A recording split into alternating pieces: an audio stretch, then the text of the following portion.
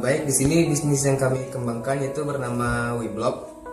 Jadi WeBlog ini yang melatar belakangnya itu pertama dikarenakan perusahaan tingkat rumah tangga atau perusahaan kecil hingga perusahaan menengah ke bawah itu belum bisa mempromosikannya dan tidak bisa bersaing dengan perusahaan besar yang lainnya. Lalu yang kedua, karena telah disahkannya pasar bebas ASEAN sehingga membuat persaingan bisnis semakin ketat. Lalu yang ketiga itu dikarenakan perusahaan-perusahahan kecil lainnya belum bisa mengkoordinir pemasaran mereka secara online. Lalu kelebihan dari bisnis kami ini yang pertama, kami di sini menawarkan harga yang cukup terjangkau untuk perusahaan-perusahaan kecil. Lalu yang kedua, di sini kami memberdayakan dan atau bisa dibilang memberi kesempatan kepada pelajar atau mahasiswa yang berkompeten untuk menghandle proyek ini.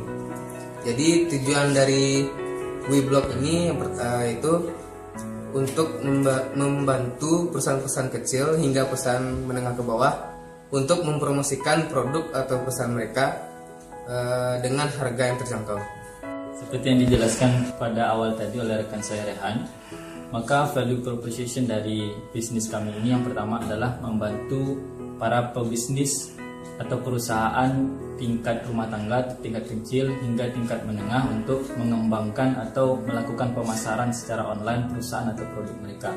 Yang kedua adalah untuk membantu mereka dalam pembuatan blog atau website mereka yang mungkin saja banyak dari perusahaan-perusahaan kecil atau menengah tidak paham atau tidak tahu cara pembuatan tersebut, lalu kami hadir untuk membantu hal tersebut.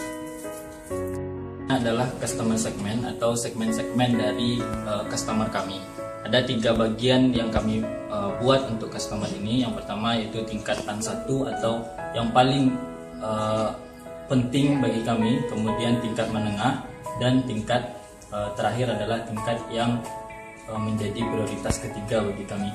Yang tingkat 1 itu adalah para pebisnis, yang dari pebisnis kecil hingga pebisnis menengah untuk pengembangan atau pengiklanan produk mereka. Yang kedua itu adalah customer kami itu internet user yang akan melihat iklan-iklan kami di secara online. Kemudian adalah organisasi-organisasi yang membutuhkan pengiklanan untuk kegiatan-kegiatan yang mereka lakukan. Dan yang terakhir, customer kami adalah para personal yang mungkin membutuhkan atas jasa-jasa yang kami tawarkan kepada mereka. Yang selanjutnya adalah customer relationship, yaitu bagaimana perusahaan kami menjaga hubungan dengan perusahaan atau dengan customer kami. Nah, yang pertama itu adalah caranya dengan door to door atau melaksanakan penjualan langsung kepada para konsumen. Yang kedua adalah melibatkan konsumen tersebut dalam berinteraksi dengan kami atau melibatkannya dalam proyek-proyek untuk pengembangan produk atau perusahaan mereka sendiri. Dan yang ketiga adalah penawaran maintenance juga bisa dilakukan untuk menjaga relationship kepada konsumen kami sehingga bisa menjalani hubungan atau bekerjasama dalam waktu yang cukup lama. Mungkin itu strategi kami untuk customer relationship ini. Baik, selanjutnya itu channel. Yang dimaksud channel ini itu media yang digunakan untuk menjalankan bisnis kami ini.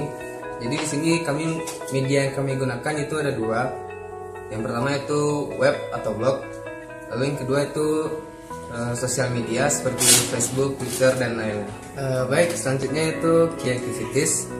Jadi key activities ini itu aktivitas yang bisa digunakan untuk menguntungkan perusahaan kami, dan juga bisa membuat pelanggan tetap menggunakan jasa kami. Jadi yang key activities yang ada di usaha kami itu pertama promosi, lalu yang kedua programming, dan ketiga itu maintenance. Baiklah, untuk selanjutnya adalah penjelasan mengenai key resource. Key resource ini merupakan sumber daya yang harus dimiliki oleh perusahaan, atau istilahnya sumber daya yang kami miliki. Yang pertama adalah programmer, kemudian teknologi infrastruktur, platform, dan juga sosial media. Yang selanjutnya adalah key partner. Seperti yang telah dijelaskan oleh teman-teman saya sebelumnya, kami akan menjalin kerjasama, atau lebih tepatnya key partner ini merupakan sumber daya yang harus kami miliki, sedangkan kami tidak memilikinya. Yang pertama adalah hostinger, kemudian businessman, sponsor, dan juga developer. Baiklah, selanjutnya saya akan menjelaskan bagian pada revenue stream. Di sini Weblog memberikan fitur free maintenance dalam jangka waktu 1 bulan, yang ketentuan dan syaratnya akan kami beritahukan selanjutnya. Nah, selain itu Weblog juga memberikan kebebasan untuk konsumen, dan selanjutnya webmode bisa kami konsultasikan dengan pelanggan. Baik, selanjutnya adalah cost structure. Cost structure merupakan komposisi biaya dari pengaturan biaya dari Weblog ini. Baik, hal yang kami perlukan untuk biaya yaitu adalah biaya tempat, komputer, dan keperluan lainnya. Dan setelah dihitung-hitung, termasuk sewa tempat per bulan. Sewa tempat adalah 16.200.000. Untuk komputer, di sini kami termasuk meja kerja yang menggunakan 4 set komputer dan meja kerja, dan semuanya adalah sekitar 22.600.000 yang nantinya akan digunakan sebagai 3 komputer untuk pembuatan web dan 1 komputer yang akan menjadi komputer admin. Peralatan lain yang dibutuhkan adalah 1 AC seharga 2.600.000 dan CCTV keamanan seharga 2.025.000 rupiah, dan sewa internet 200.000 per bulan. Setelah ditotalkan, kami membutuhkan biaya 47 juta rupiah.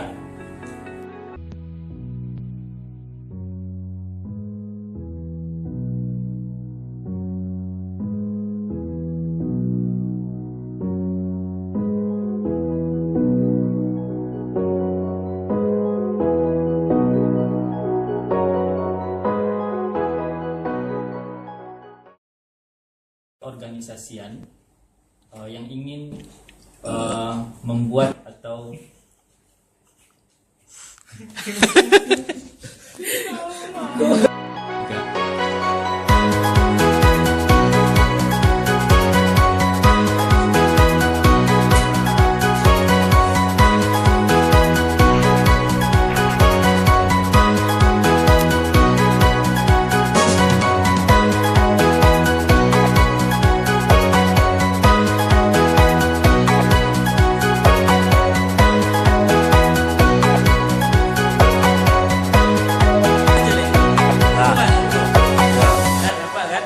Nah, 1, 2, 3.